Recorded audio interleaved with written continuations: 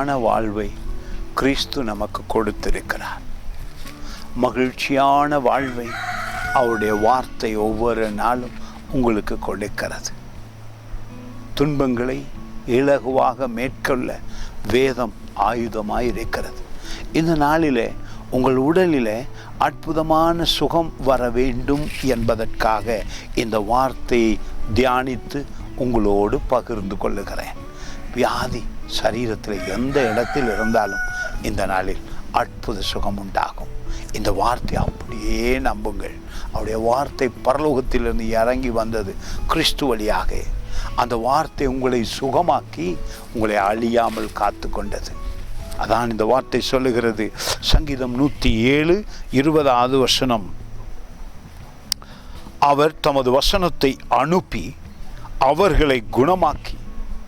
இயேசு கிறிஸ்து பூமிக்கு வந்தார். வியாதியஸ்தர்கள் ஓடினார்கள், அற்புதமாய் சுகமானார்கள்.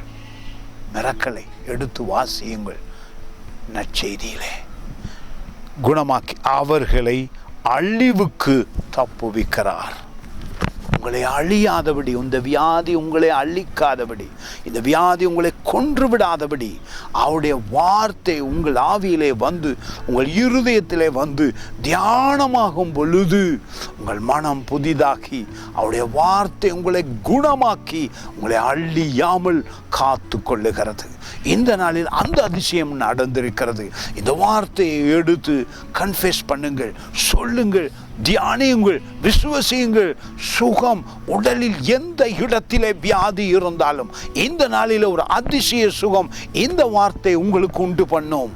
நம்புங்கள். பரலோகத்திலிருந்து இயேசு கிறிஸ்து வார்த்தையாய் வந்து உங்களை குணமாக்கி உங்களை அழியாமல் காத்து கொண்டார்.